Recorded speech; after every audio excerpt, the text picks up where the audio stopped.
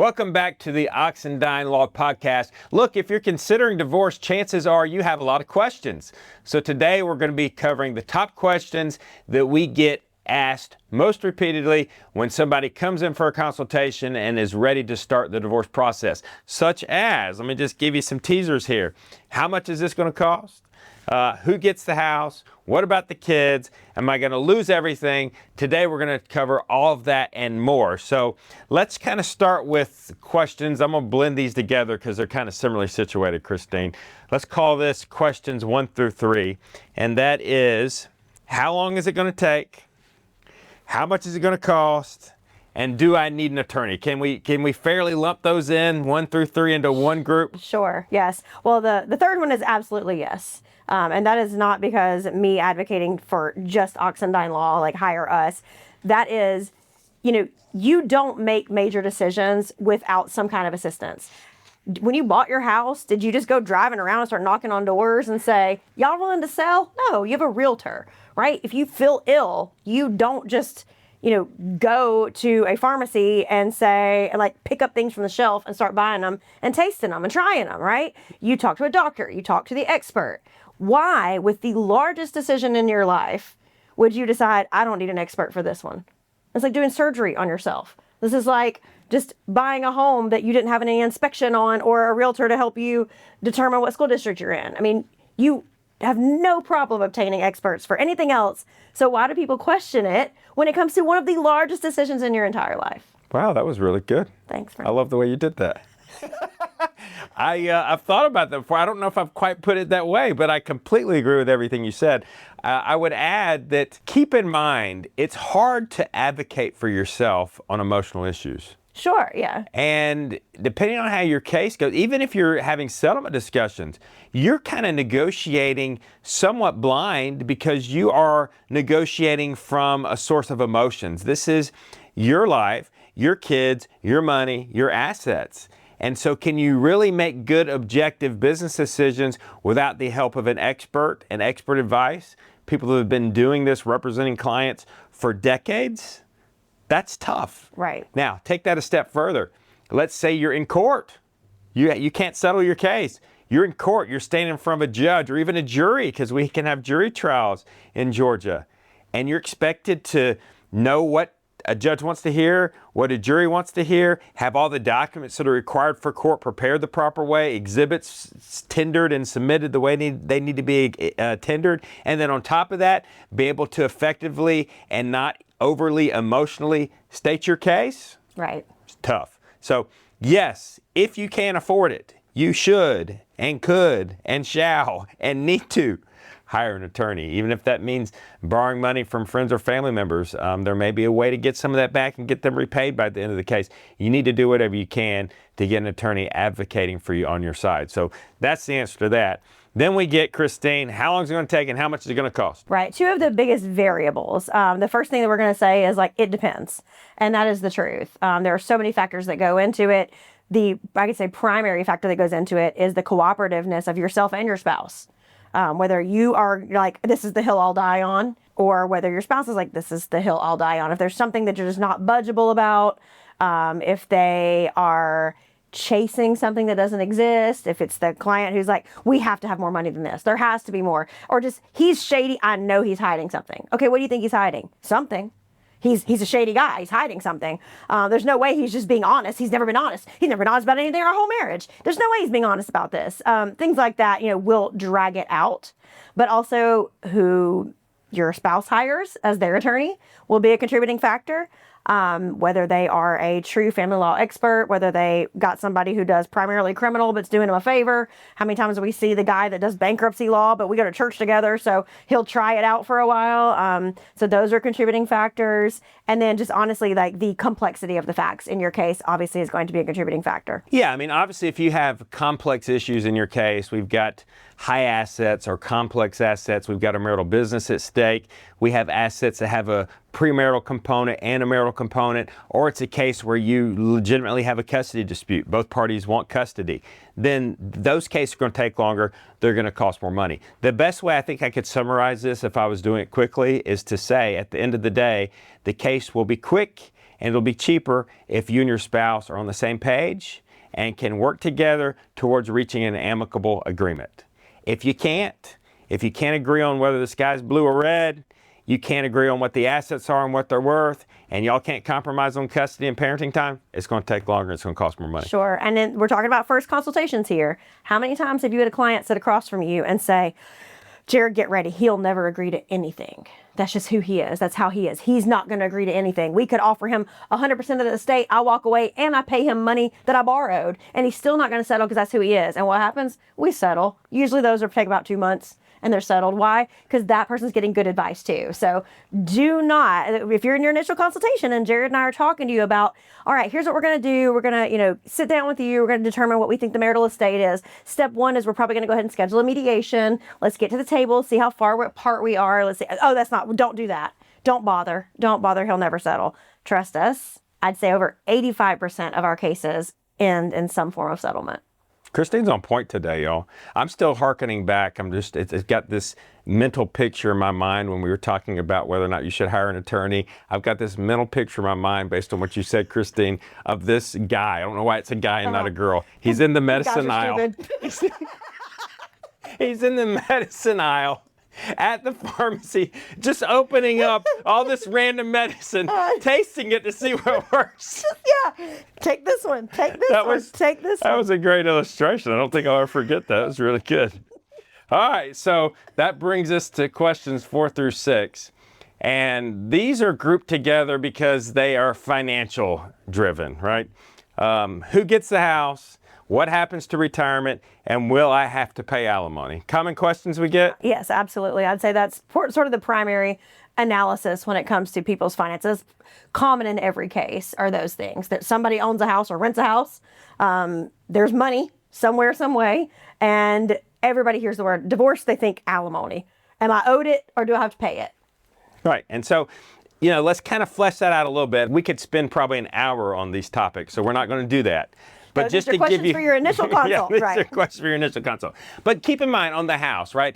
People get emotionally tied to homes, and this goes back again to why you need an attorney, right? If you're representing yourself, you're thinking, "This is my home. Yeah, I love my home. I want to stay in my home," and you don't care what the financial consequences are. Or you're not contemplating them. You're not contemplating it about what it means to actually keep the house. Keep in mind, this house has equity most likely, and your spouse is entitled to a portion of that equity. So if you're going to keep the house, then you got to buy your spouse out. If I'm your spouse, you're emotionally tied to the house, you're willing to just write me a check for my portion of the house, and I get to walk away with cash, and your money's stuck in the house, sign me up all day long, right? Yes. Keep in mind, you also get to get your spouse's name off the debt if they're on the mortgage. What does that mean? You got to refinance. Where are we at with interest rates in this country right now? Not where we were in 2020. High, right?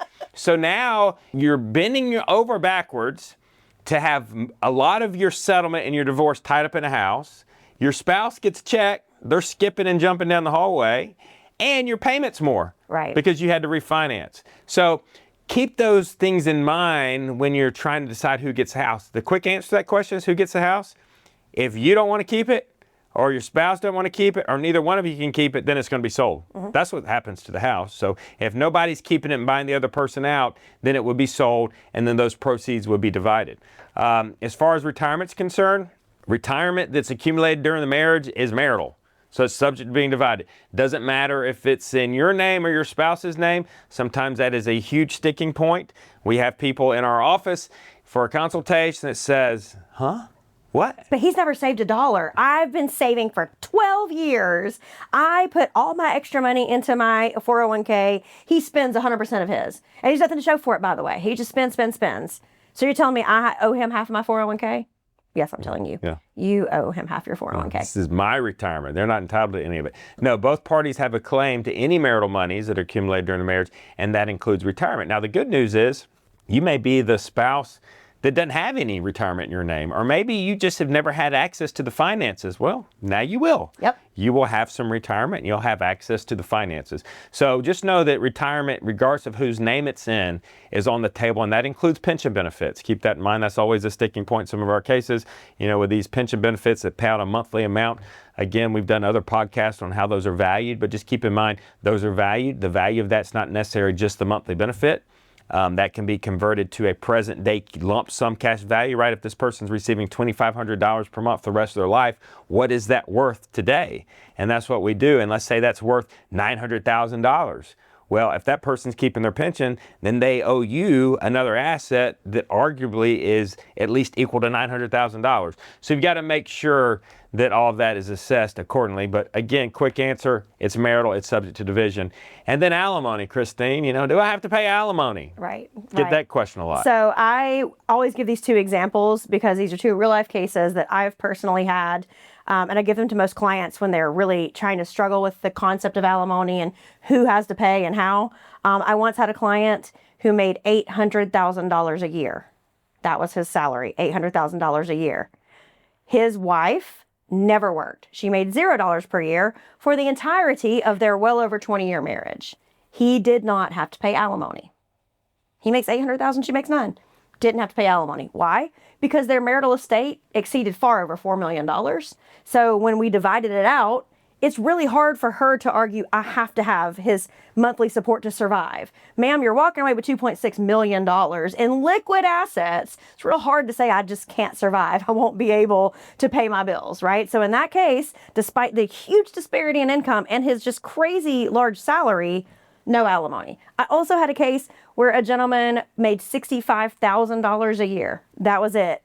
It was undisputed these people could not support two separate households on his $65,000 a year. Wife, also a stay-at-home mom who made no income. Also over a 20-year marriage. And despite my best argument that he really didn't have the money, the judge awarded alimony.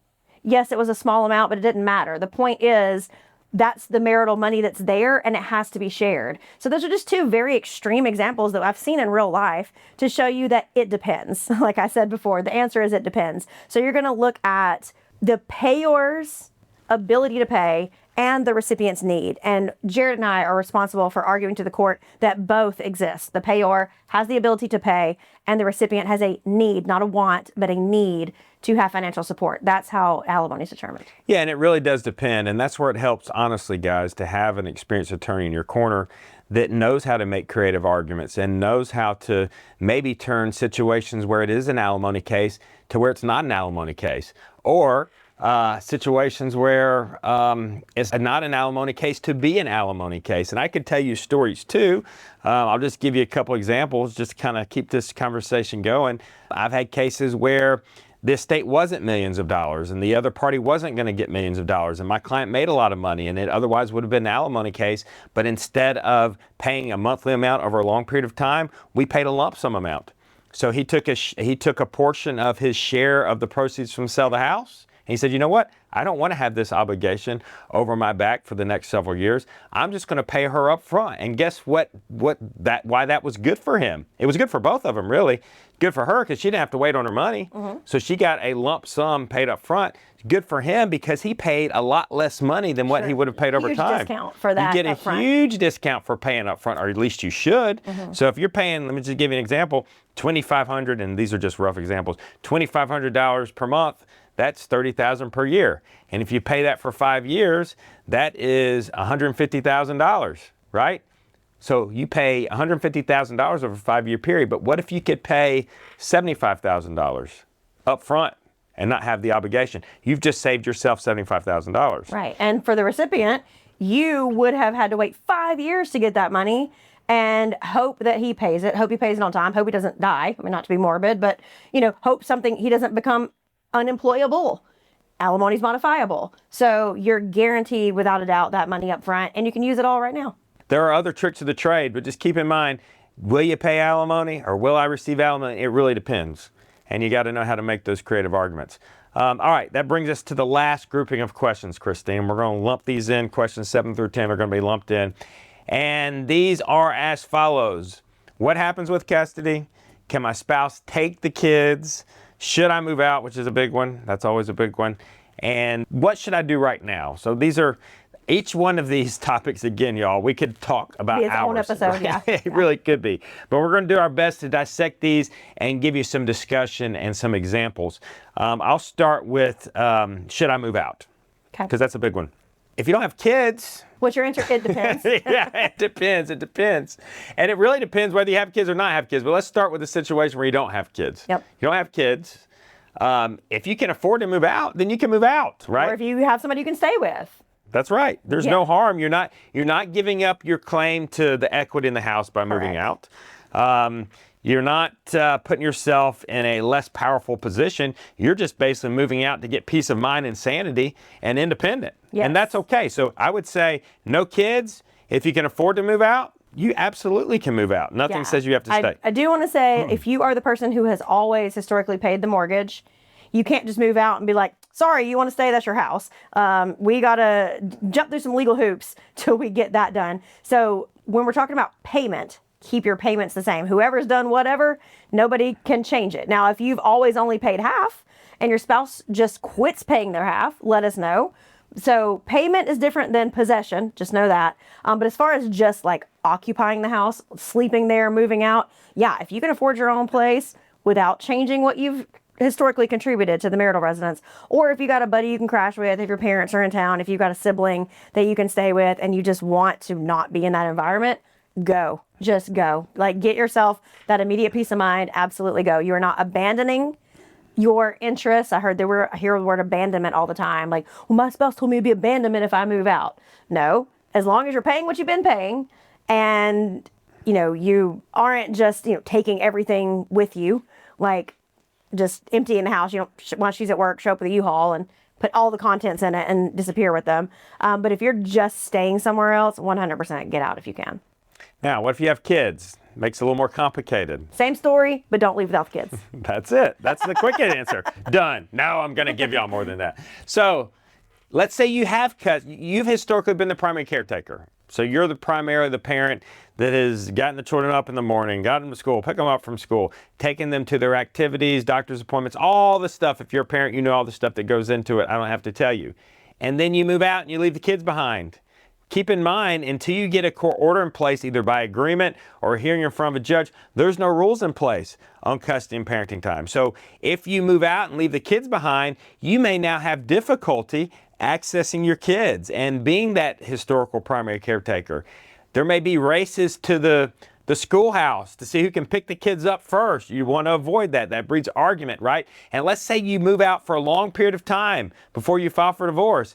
And whereas you formerly were the primary caretaker or maybe an equal caretaker, now because your spouse has been withholding the children or they've been denying you access, you've gone a long period of time without fulfilling that role. You're now at a disadvantage for trying to get custody or trying to get maybe joint physical custody and an equal share of parenting time because you moved out and you left the kids behind. That's right. So you want to avoid that. Even if you're not the primary caretaker, even if you are a 50-50 situation or close to 50-50, if you move out and you leave the kids behind and you don't maintain that historical connection with the kids and that historical amount of caretaking, you're putting yourself at a disadvantage for custody and parenting time when that decision is made. But I do also want to speak to the situation where there is one party that has always been sort of the workhorse, the worker bee, the breadwinner. They know they work, and the other spouse is undoubtedly the stay-at-home parent, mom or dad, the stay-at-home, the person. Don't feel like you're abandoning your family if you do move out and let them have that space. It's not bad. If you know you and your spouse tend to be a little toxic, tend to be a little, hostile in your communications, and you are moving out for the sake of your children, don't think that that is abandonment either. I mean, if you are in a situation, not every parent wants or needs primary custody where they have more parenting time than the other parent. Every parent's situation is unique, and there are plenty of times that you just sort of know going in who's going to be primary and who's not.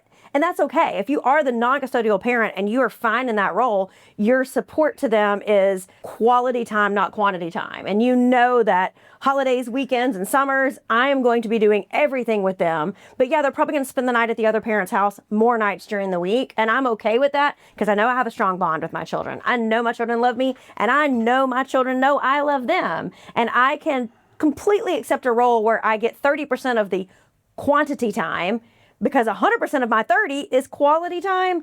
Then it is okay. You're not abandoning your children. You're not abandoning your spouse if you decide to move out and get that space, as long as you're just doing financially what you've always done. I'm halfway joking and telling this story and making this comment, and I'm halfway not. Christine, I'm still waiting on the case to where neither parent wants the kids, right? Because look, kids are a lot. Yeah. They are all consuming, I don't have right? them. Right? And so have you seen the case yet? And I'll tell you what I have seen that's the closest to this. But I haven't seen the case yet where both parties say, no, she should have custody. Yeah. No. He should have custody. Dad. Yeah, right. I could never take the children from you. You're so involved. You're Well, I such a haven't good seen dad. that. But what I have seen several times, I've had clients that are primary caretakers and they get divorced. And they look me straight in the face when I'm like, why aren't you asking for primary custody? Because I will tell them, if you go to court, you have a very good chance at getting primary custody and the majority of the parenting time, and they are stuck on a 50-50. And I'm like, why? And they're like, that's what I want. I want them to do half the work. Yeah. Yeah. I want a break half the time. I want a free babysitter half the time. There's two parents. And if I got to do kids. all this, Yeah. they got to do it too. Yeah. And I can't argue with that. I'm always like, yep, I did my job. I'm glad we've thoroughly discussed this. I completely understand. 50-50 it is. Yeah. So keep in mind, don't get lost in the weeds because of the forest. There is something to say about letting your ex share in those parenting duties and responsibilities. Trust me, that is a luxury. Hold them accountable, you know? Yeah, that's a luxury. And, you know, there are cases where, and we're probably getting off topic, but there are certainly cases where another parent doesn't need to have 50-50 or the majority of the time. There's certainly a lot of good reasons for that. Sure. But there's a lot of situations where I think if people would be a little more amicable, they would actually appreciate and benefit from having that help. Yeah, I mean, everything's going to be a transition. Everything's an adjustment. I know that you can't right now think about it. You can't fathom, because this is, remember, our first consultation, right? So you can't fathom a situation where you're not tucking, Johnny into bed every single night. But I promise you, single parenthood will change that perspective real fast. So sometimes a temporary arrangement, test driving a parenting time schedule, is very healthy for everyone involved. And the last thing, and this is a question that we get sometimes, so I'll just go ahead and address it real quick. Can my spouse take the kids? I mean, if you're married, you have just as much right to the kids as your spouse does. If they are going to take the kids, so in other words, they're going to alienate you from your kids. Let's say they move out, right? We talked about moving out with kids. Your spouse moved out with the kids and they take off with the kids and they don't allow you to have contact with your kids, parenting time with your kids, and they start alienating you from your kids and disparaging you with no good reason to do so, you may get custody. Yeah, because judges aren't going to put up with that. They'll get punished for that. All right, y'all. Hope that was informative. Again, top 10 questions that we get from people that are facing divorce. We appreciate you checking out the episode. Be sure to subscribe on all the major streaming platforms, especially on YouTube. Hit that subscribe button and you'll be the first to be notified about all future episodes. And keep in mind, we have 2 office locations. We have one office location in Gwinnett County located in Sewanee. That pretty much serves all of Metro Atlanta. And then we have recently, I say recently, Christine, it's been 8 months. Yeah. But about 8 months ago, we opened up a second office location in Athens, Georgia, which is located in Oconee County. And that's just to better serve our clients that live in the Walton County areas, Jackson County areas, Oconee County, Clark County, and Barrow County. So we are here all throughout Metro Atlanta and beyond to help you with your family law dispute. If you need our help, reach out to us. We'd be happy to help you. Thank you.